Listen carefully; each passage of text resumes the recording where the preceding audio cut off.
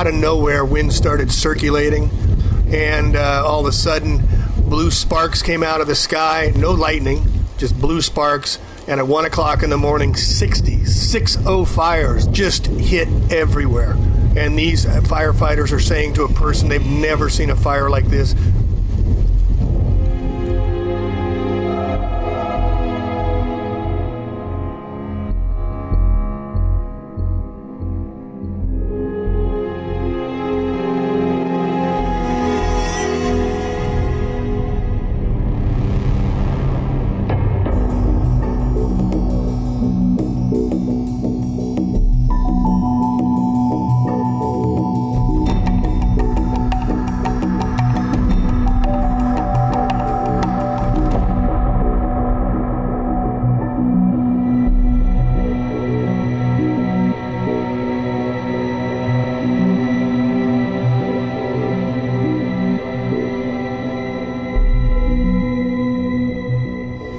Global climate engineering, geoengineering, solar radiation management programs are an absolutely undeniable reality.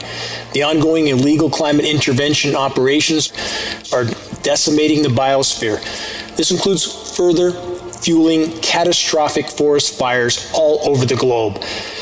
Climate engineering operations are completely disrupting the evaporative cycle, convection, wind, and thus the entire hydrological cycle.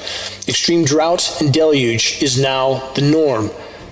Climate engineering fallout is covering the forest foliage and everything else with an incendiary or flammable layer of extremely fine particulate dust.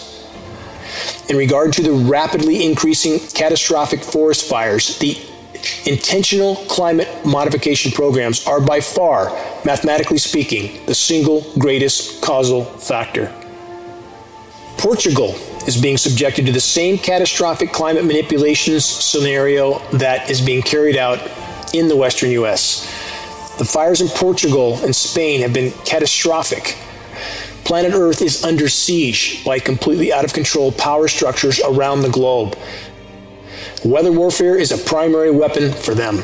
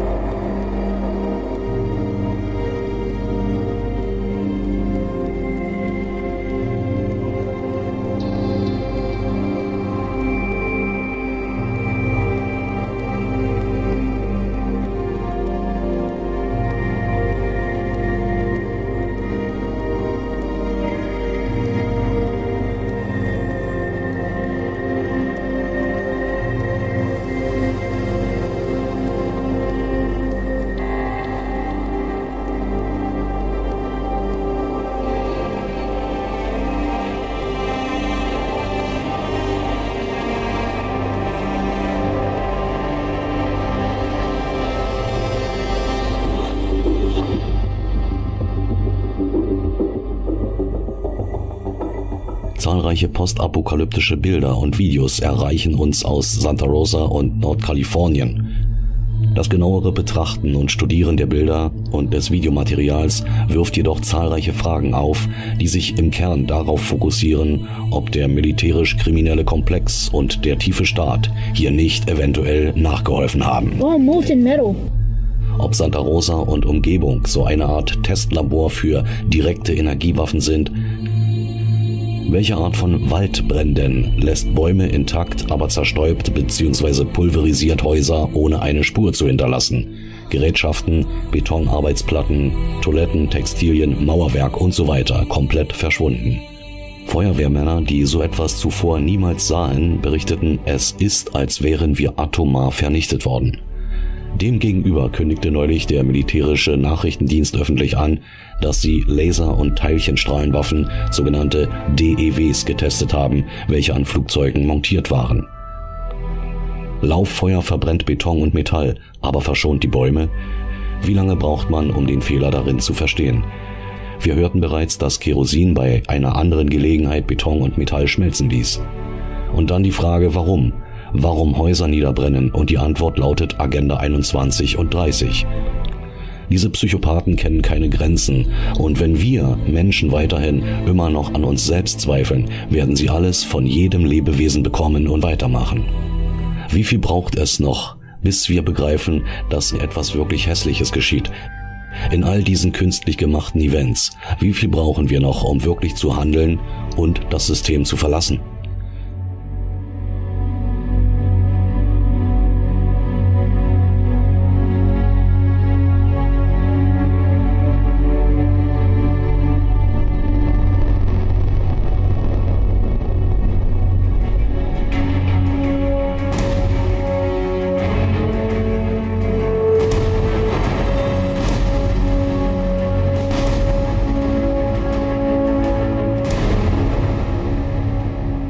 can use laser from high in the sky, up in above Earth in the near-Earth orbit.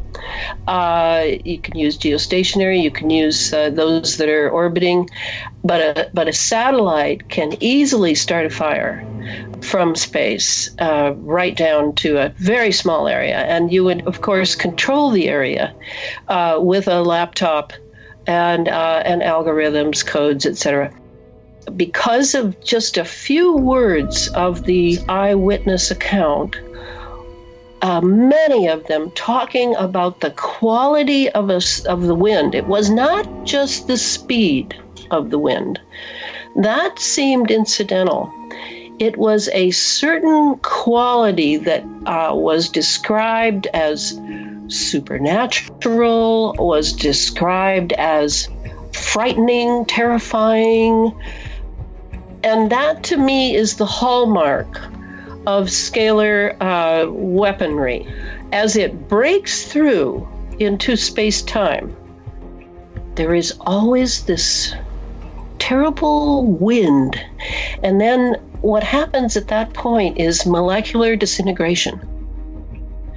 And when I saw drone footage of Santa Rosa post-fire, when the smoldering had died down, I mean, it is horrific, because you see absolutely vanished, disintegrated entirely buildings right next to still green trees standing along the streets. So these fires, any of them, are all aluminized. In other words, aluminum oxide is certainly one of the features of the chemical trails being laid by commercial and military jets.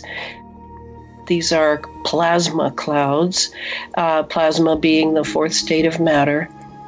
The atmosphere is ionized, as I maintain, which means that it's like a huge antenna.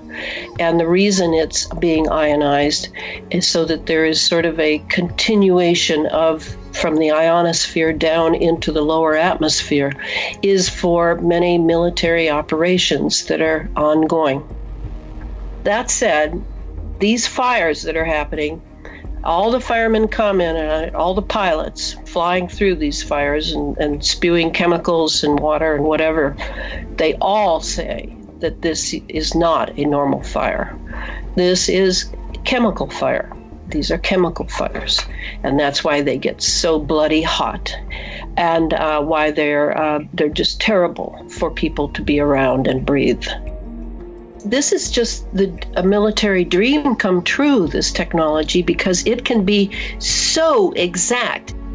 In this case, showed that it was only a square. It was literally a square was hit. It wasn't random like a natural event would be. Do you think that it is, you speak of algorithm and frequency, are they targeting specific frequencies of the materials that they wish to burn, leaving the frequency, the wavelength, if you will, of trees, for example, out of that particular set of algorithms? Yes, it would have to do with that, and it would also have to do with the resonance of particular living entities or entities that have living materials in them, because the pulsing is the main ingredient of these directed energy weapons, and they can stack any number of frequencies on those pulses. So what you have is a targeting system that is just unparalleled. It can target whatever is the algorithm is set to do, and that's what I think happened in Santa Rosa. Now we are all part of a huge psychological operation, a psyop, in which we are first subjected to events, and then those events will be explained to us in a fictional entertainment format. They are feeling completely comfortable with setting up events and decimating people's homes, their lives. This is how we're being treat it now. They're going to give us event after event after event to keep us busy. They love to show us that they know so much and that we're going to miss everything, because we're going to get caught up in sending blankets and money and thinking of the poor sufferers, which of course they never think about.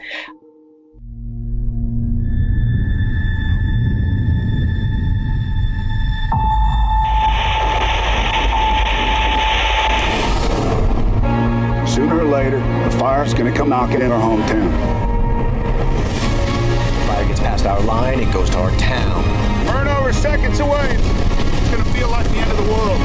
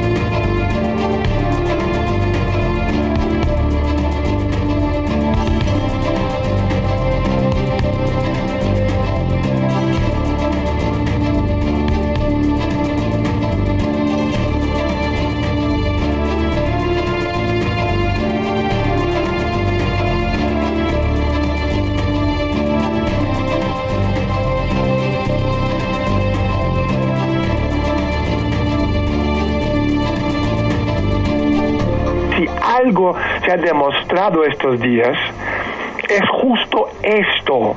Las acciones del gobierno español han sido acciones, ¿sabes?, de un Estado en decomposición. En todas las acciones que han llevado a cabo no tienen nada que ver con una forma muchísimo más inteligente y sutil que esto lo podría haber llevado a cabo. Que también salió del guión hasta cierto punto, no tengo ninguna duda. Pero que ellos, a nivel de gobierno central, perdieron los papeles y perdieron el control de la situación. ¿Cuántos millones han salido en Badalona, en el centro de Barcelona? Tú ya no puedes, ¿sabes?, a confundir o engañar a la gente cuando tú tienes 2 millones de personas en la calle gritando libertad. Es que no hay forma que tú puedes meter esto y dar un botón y volver atrás. Y el ejército, yo estoy escuchando a la gente hablando que va a venir el ejército.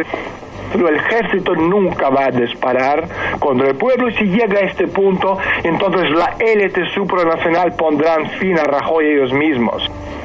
Porque lo que no van a permitir es una revolución que engloba Europa entera. Porque la élite gobernante ya no necesita países, lo que necesita son regiones económicos. Y esta es una de las cosas que estamos viendo, aunque no está en los medios de comunicación. Están desmontando Estado-naciones, países, y están creando regiones económicos para que puedan funcionar y sobrevivir este Armagedón, desplome económico-financiero que estamos a punto, ¿sabes?, de vivir. Es una jugada maestra hecha por la élite. Y no te estoy hablando de Club Bilderberg, es una organización de muchas que se han juntado para crear esta red necesaria supranacional para promover los intereses de la élite que no tiene nada que ver con los intereses de la gente normal.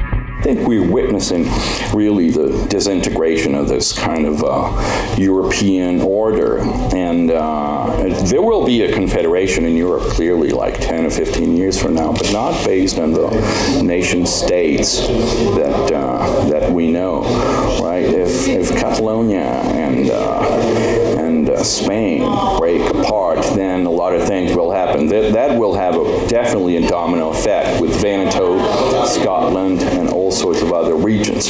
There might be easily 35 to 45 new countries coming up.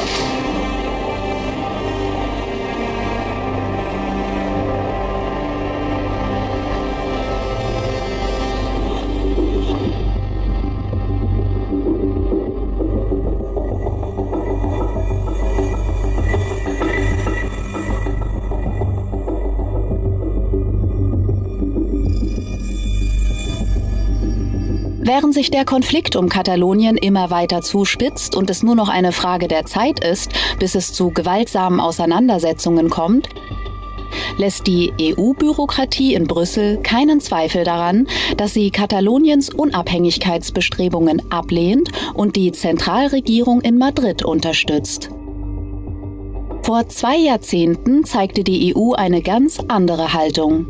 Als damals mehrere Teilrepubliken Jugoslawiens die Unabhängigkeit für sich forderten, überschlug sich die Führung der EU geradezu in ihren Bekenntnissen zum Selbstbestimmungsrecht der Nationen. Am Ende unterstützte sie sogar das gewaltsame Zerbrechen des Landes Jugoslawien. Warum? Weil der damalige Konflikt den Brüsseler Bürokraten dazu verhalf, ihren Einflussbereich auszudehnen und mehr Macht zu gewinnen. Kataloniens Ausscheiden aus der EU dagegen könnte weiteren Unabhängigkeitsbestrebungen den Rücken stärken, möglicherweise den Zerfall der EU einleiten und den von ihr profitierenden Parasiten in Brüssel den Wirt entziehen. Wird die EU tatsächlich zusehen, wenn Madrid Gewalt gegen Katalonien anwendet? Wird sie sogar einen Bürgerkrieg hinnehmen? Die EU hat ihre Einstellung zu militärischer Gewalt nämlich nicht nur in Jugoslawien, sondern auch außerhalb Europas schon mehrmals deutlich gemacht, indem sie die Kriegseinsätze der USA, der NATO und der Vereinten Nationen im Nahen Osten und in Nordafrika mehrheitlich unterstützt hat. Niemand sollte sich über den Ernst der gegenwärtigen Lage in Spanien Illusionen machen. Der Katalonien-Konflikt läutet eine Zeitenwende innerhalb der EU ein. Wir stehen an der Schwelle zur Rückkehr des Krieges nach Westeuropa und die bisherige Untätigkeit der EU ist rein taktisch bedingt. Ihre Vertreter sehen zunächst zu, warten ab und hoffen darauf, dass sich die spanische Zentralregierung gegen die Separatisten durchsetzt. Sollte Madrid aber in Bedrängnis geraten, werden die von mächtigen Lobbyorganisationen der Finanzindustrie getragenen Bürokraten in Brüssel auf keinen Fall tatenlos mit ansehen, wie ihnen der Boden für ihre Existenz entzogen wird. Wie sie vorgehen werden, lässt sich noch nicht voraussagen. Aber wozu sie in der Lage sind, lässt sich aus der Geschichte ablesen.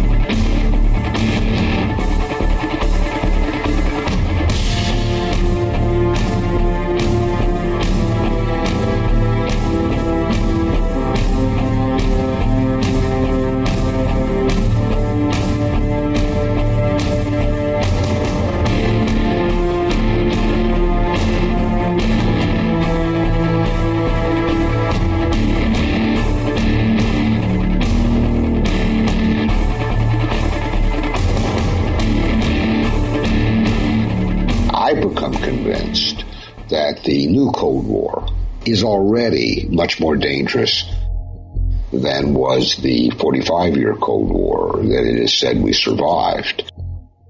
The epicenter of the previous Cold War was a long way from Russia. It was first in Berlin and then in what we call the Third World. Today it's right on Russia's borders with the NATO buildup in the Black Sea. But NATO presence, it's not only ongoing, it's getting bigger and bigger. More and more ships and troops, weapons, planes, missile defense installations are spreading along Russia's western borders from the Baltic area in Eastern Europe all the way to the Black Sea.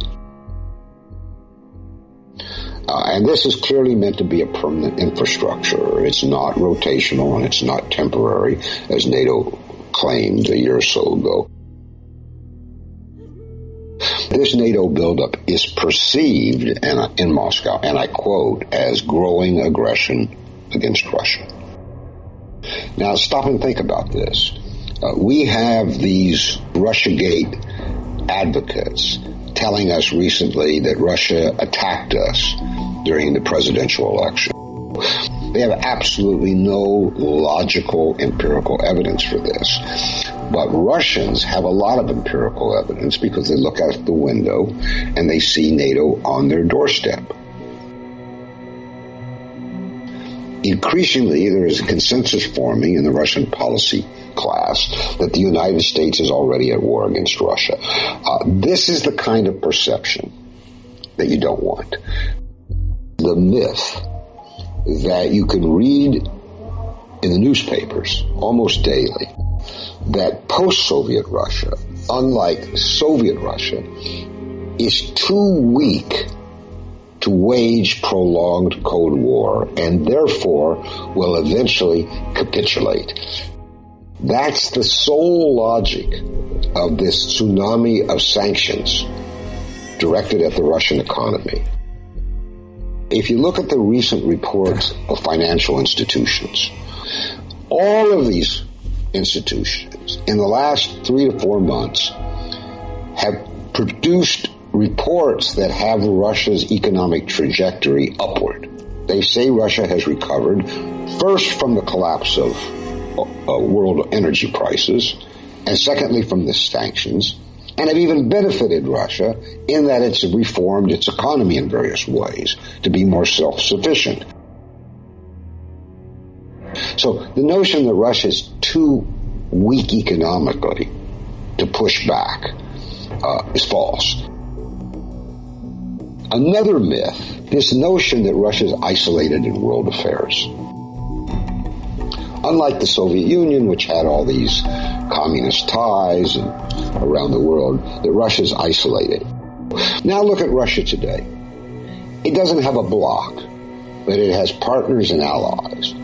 Indeed, it appears that Russia is expanding, not aggressively, but voluntarily, its alliances, treaties, partnerships, cooperative relations in the world, while the American bloc, or the American sphere of influence in Europe, is in growing crisis.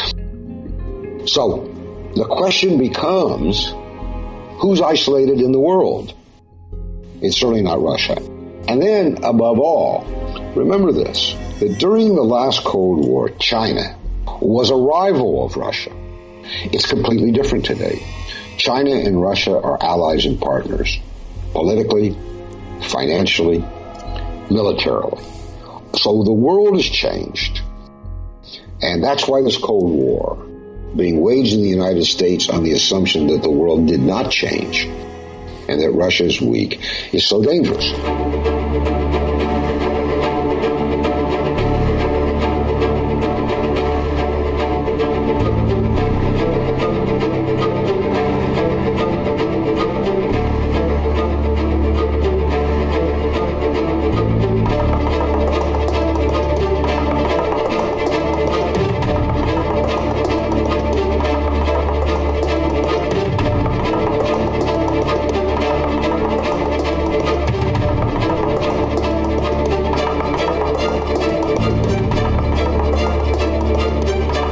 There is no doubt that Iran is in compliance with the nuclear agreement.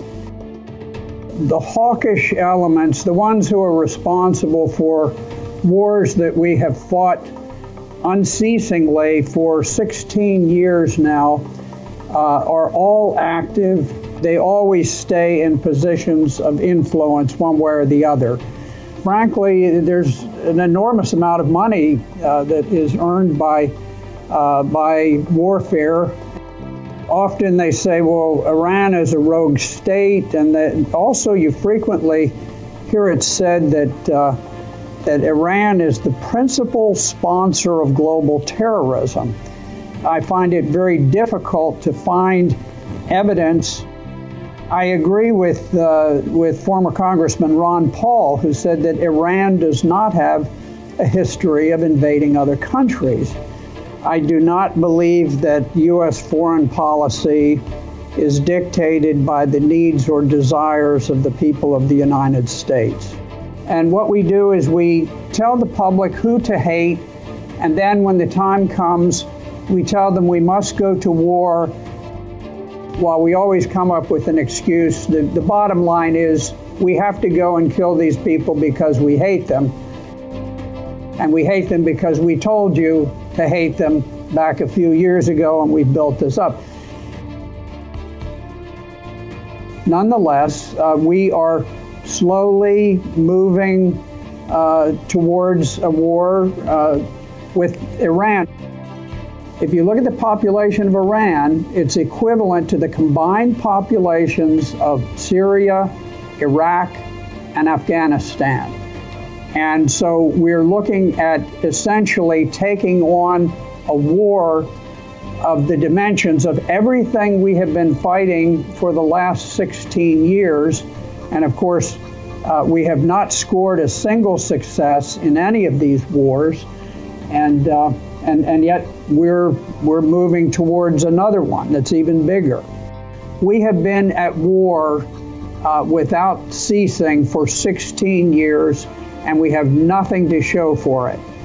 And so I think we need to sort of build up a resistance to this automatic reflex of going to war with everybody that someone labels as a bad guy or a rogue state or whatever it is. That would be my advice, is people need to become much more skeptical of going to war.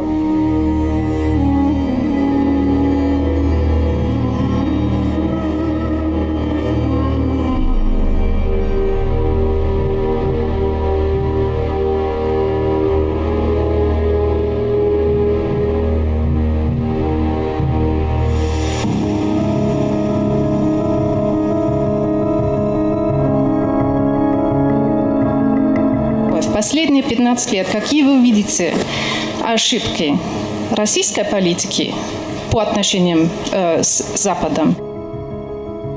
Значит, самая главная ошибка с нашей стороны в отношениях с Западом, что мы слишком вам доверяли. Ваша ошибка заключается в том, что вы восприняли это доверие как слабость и злоупотребили этим доверием. Но вот нужно, понимая это,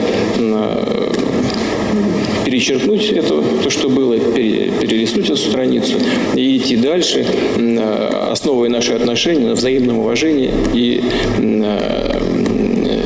относясь друг к другу как к равноправным партнерам.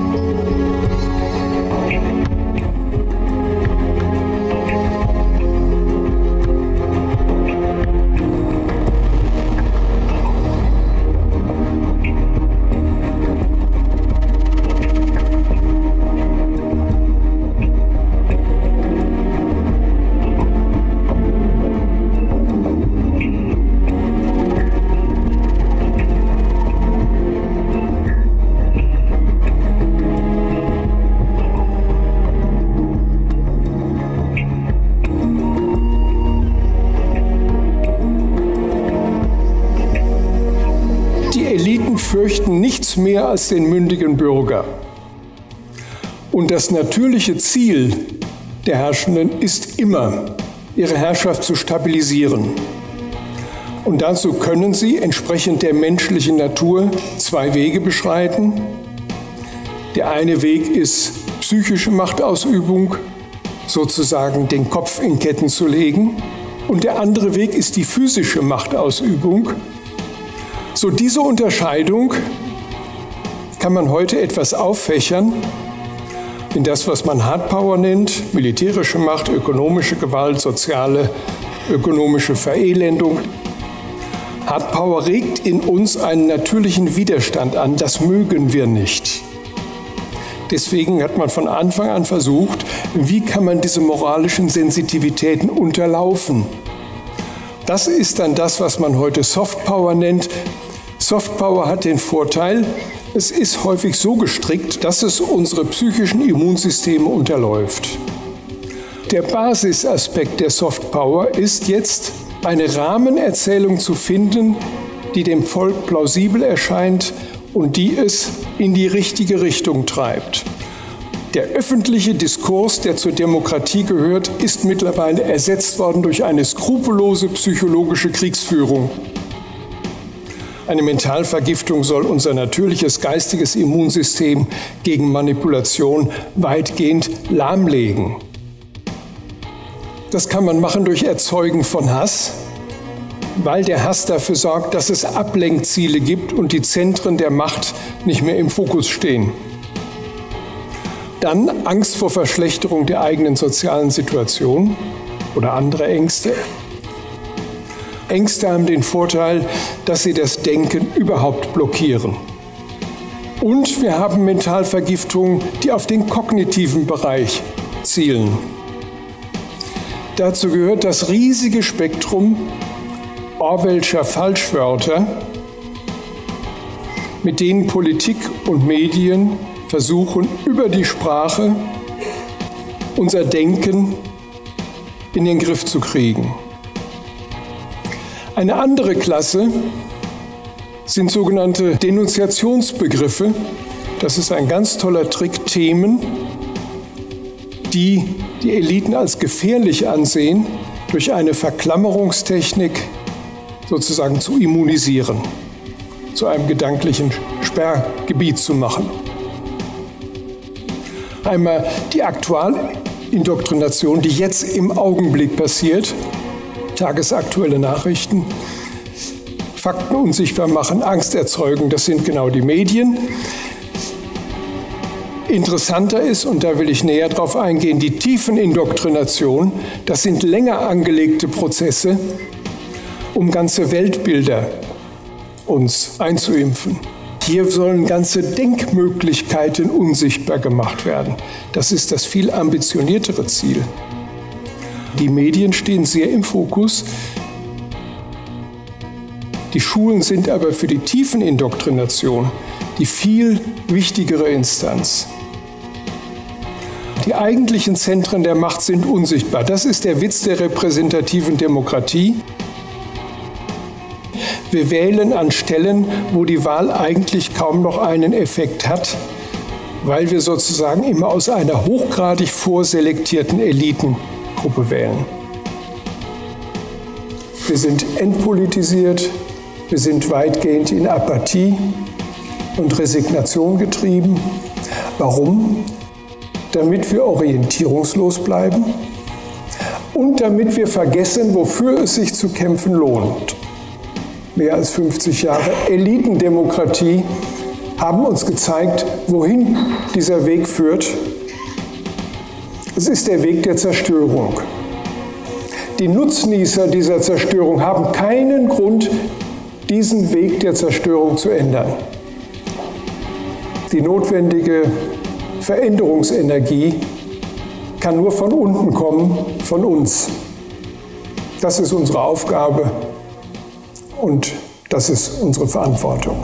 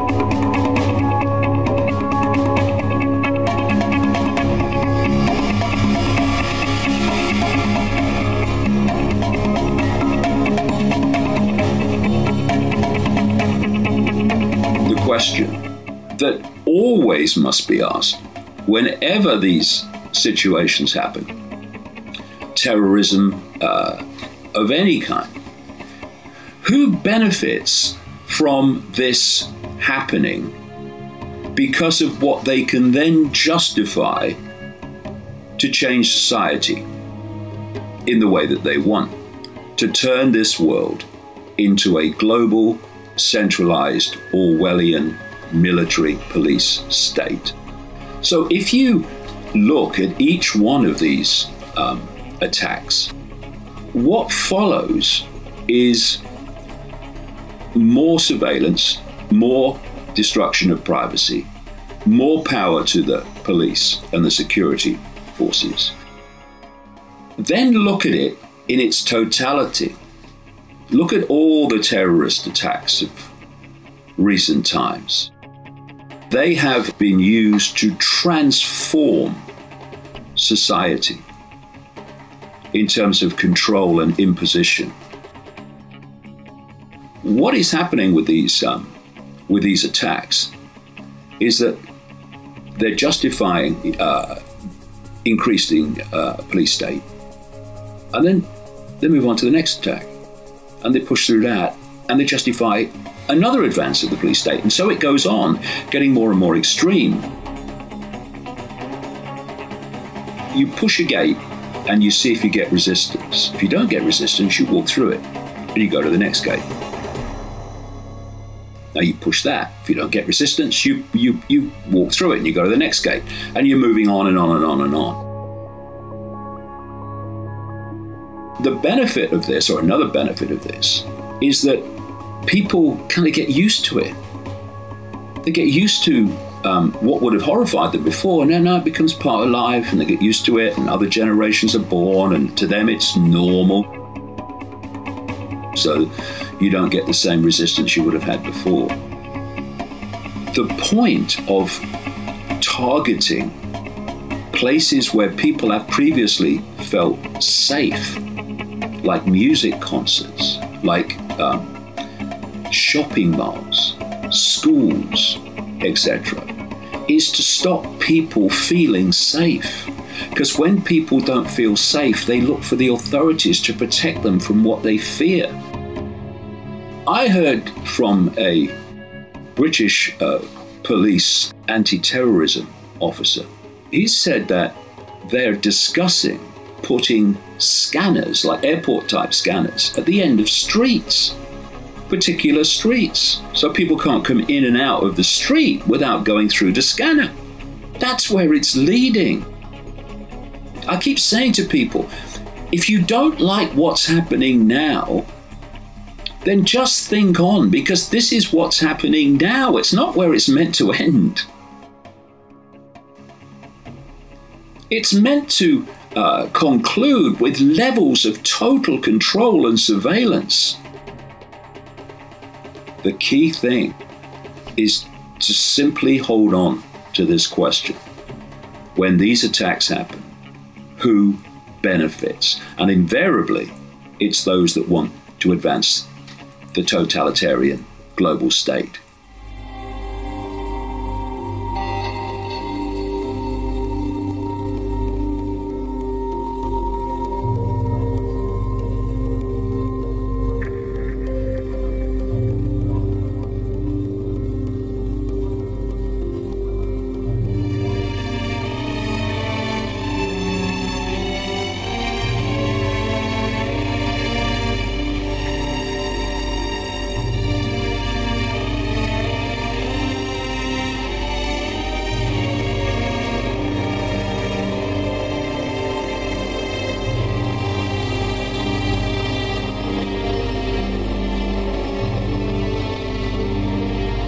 So we look at this event, and we are in Las Vegas, super high security on all levels, in the casino, in the hotel, massive security things everywhere.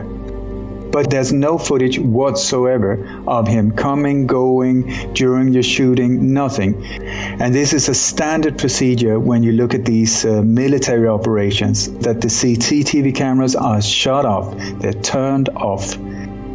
Another ingredients that are always there is that they need a patsy. They need somebody to blame it on. And they always want a lone wolf, a lone crazy guy, or a lone individual with a fanatic belief system. And then if he dies on location, case closed. You don't even have to look into it. And so it's very convenient when this lone individual commits suicide or is shot on location. And the reason why they want him crazy is because then there's no motive. He was just mentally ill, or he was crazy, or he was a fanatic. So we have this Stephen Paddock who fits the patsy profile perfectly. Another ingredients that are always there when it comes to these operations is that there is a drill beforehand. The day or days before this thing happens, there will be a drill. But that drill is there to get vehicles in position, explosives in position, cameras, crisis actors, directors, everything needed for the operation. Get it in position without any interference from normal people. So was there a drill here? Yes, there was more than one. There was a Homeland Security drill. There was also an active shooter drill here. So that the drill was there. I also want to ask, if there was 22,000 people in the crowd, which we're being told, that would mean that there would be at least 20,000 cell phones there with cameras at a concert taking photos. Where are all these videos that private people, normal citizens have taken? Where are all the photos? Where are they? Then you got companies, for instance, you got Crowds on Demand, where you can rent a crowd. You can rent a crowd for a rally or a demonstration or riot or whatever you want. If you want fans for a rock band, if you're a failed politician and you want supporters. And then you got another different type of companies that were crisis actors. You got even companies where you can rent amputee actors. You got simmer bodies where you can rent dead bodies. You can even operate on them. They've got everything inside them, fluid, blood. There's one company called crisis-solutions.com that I find highly suspicious when it comes to false flag operations. What they say is they're talking about not the terror acts, but they call it crisis simulations. And they're talking about players. Then there's another company that we really had to look out for. It's called Circle. And this is the biggest company you have never heard about. This one is like an octopus with its tentacles all over the world in every aspect of life, from education, prison system, transportation. It's in the military. When you look at Spectre, the James Bond movie, what is called Spectre in that, I would say, is indirectly Circle. That there are very many similarities about how they have the tentacles and everywhere. I was informed by an insider that they actually leave clues about their upcoming attacks in the evidence. This individual informed me and said that the way that the forces behind these operations, or in the New World Order, the way they interpret the law of karma is that if they tell us what they're going to do, even in subtle ways, the bad karma would be on our shoulder, not theirs. They're very, very afraid of the law of karma. So they have to put it out there. They have to give us clues. And then it's up to us. If we don't react well, we just have ourselves to blame. I think we need to step carefully here. They're playing it on a different level. They're luring us into some kind of ambush. There's a bigger agenda going on here, I would think.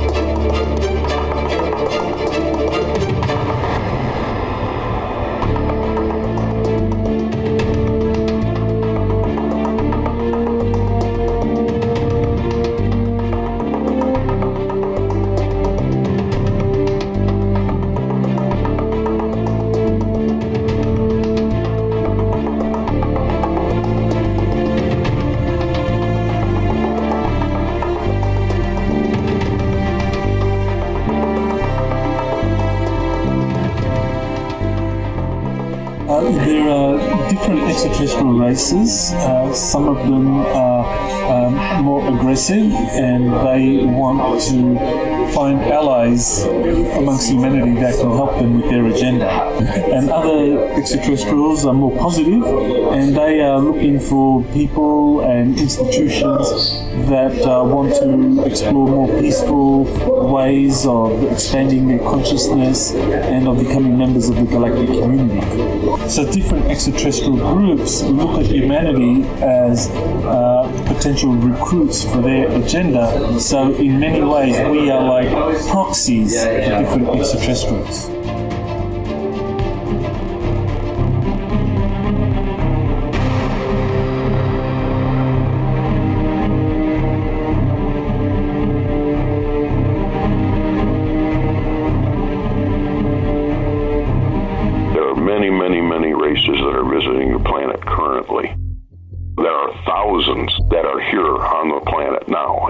Many are not necessarily Pleiadian.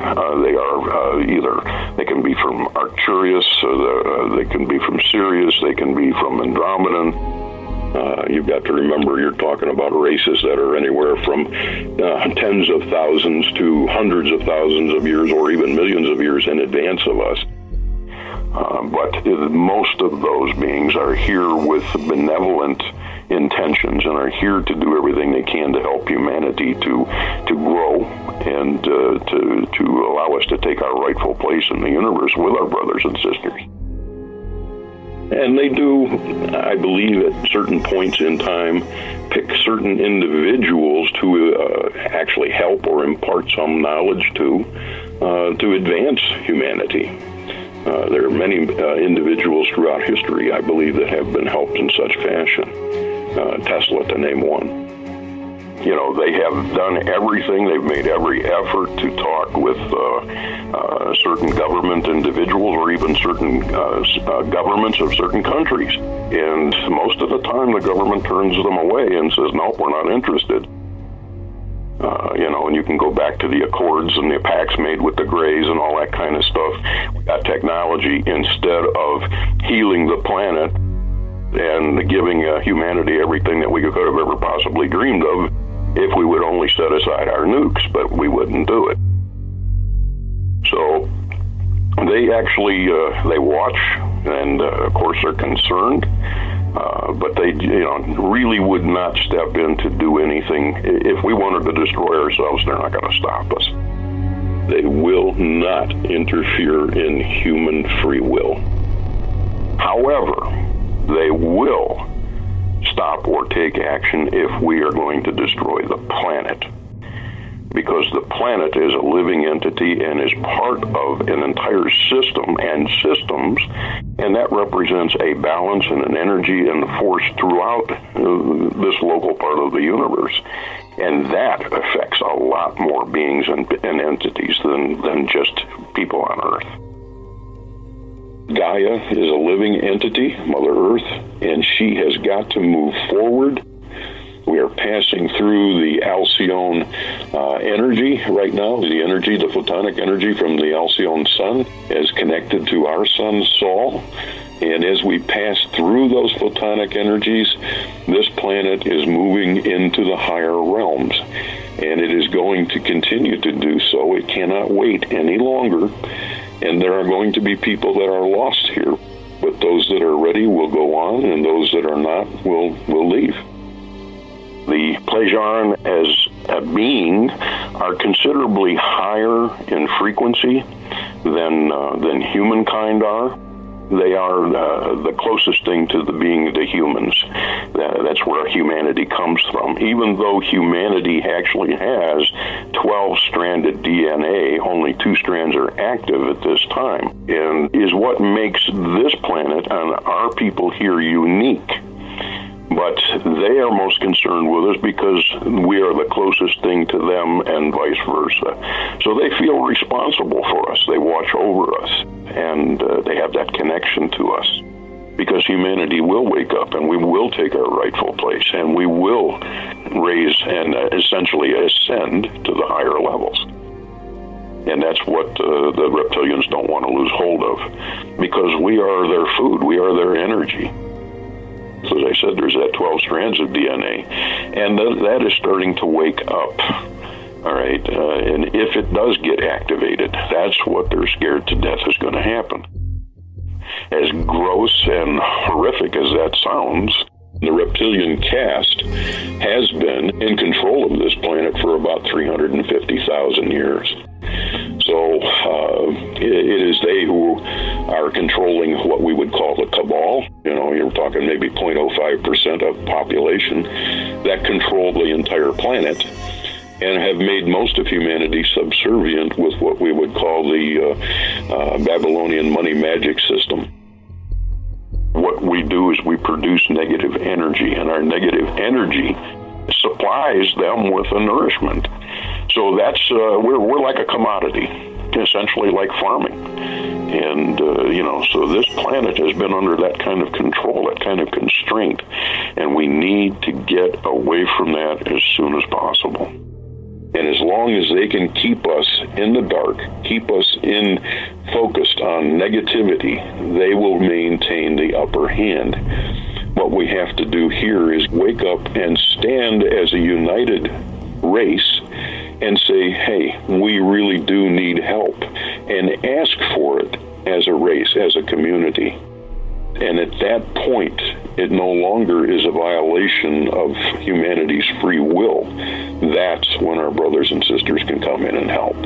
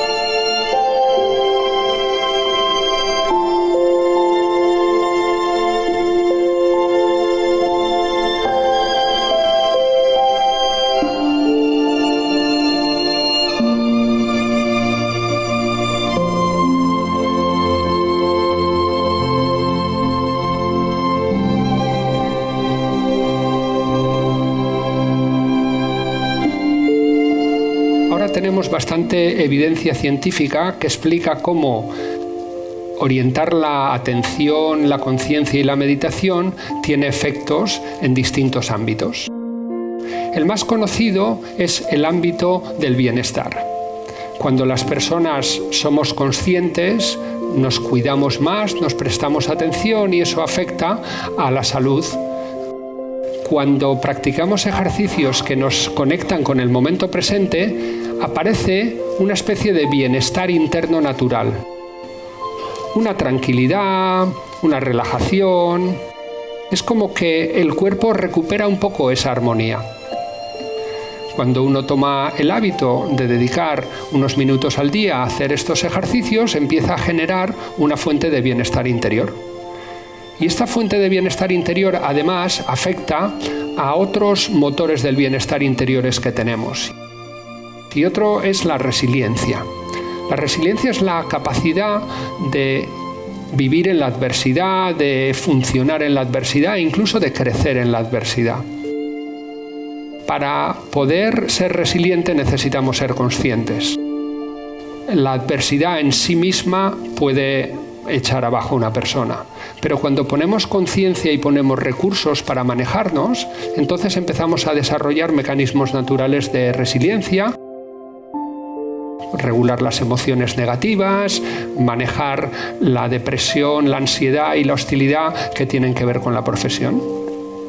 Y esto también hace que aparezca la generosidad y la amabilidad de forma natural, porque cuando estamos más tranquilos estamos en una situación de mayor agradecimiento, nos molestan menos las cosas, nos preocupamos más por los demás y somos más generosos. La amabilidad y la generosidad es otro de los motores del bienestar. Somos animales sociales y aquellas prácticas que hacen bien a los demás nos hacen sentirnos bien. Y esto tiene que ver con el último motor del bienestar, que es el talante. Cuando somos optimistas, vemos retos, vemos oportunidades, nos fijamos en las cosas buenas que hay en la vida, entonces también estamos poniendo en marcha estos motores del bienestar. Y veis que están relacionados los unos con los otros. Cuando una persona es más consciente, también empieza a desarrollar de forma natural esta amabilidad, mejora el talante porque se da cuenta que no tiene sentido estar quejándose todo el tiempo de unas cosas y otras que no se pueden cambiar. Se da cuenta de que las relaciones humanas son más enriquecedoras cuando hablamos de las cosas que nos conectan y no de lo que nos desconectan. Y no es una cosa nueva, ya lo sabían los antiguos. Michel de Montaigne, que es un filósofo conocido, francés, escribió esta poesía que dice: cuando bailo, bailo, cuando duermo, duermo, y cuando camino por un bosque si mi pensamiento se distrae hacia asuntos distantes, lo conduzco de nuevo al camino, a la belleza de mi soledad.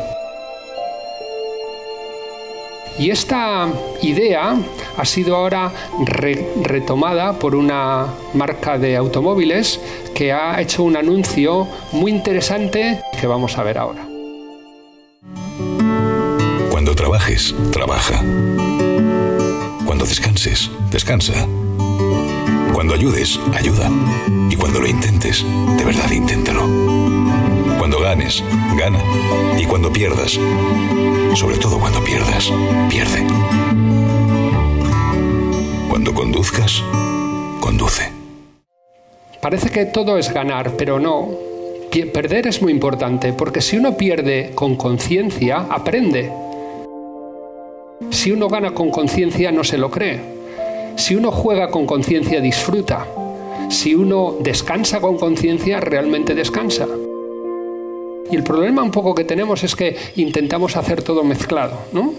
Así que la clave para mí es perder o ganar no es lo importante es vivir conscientemente, porque eso es lo más interesante en la vida.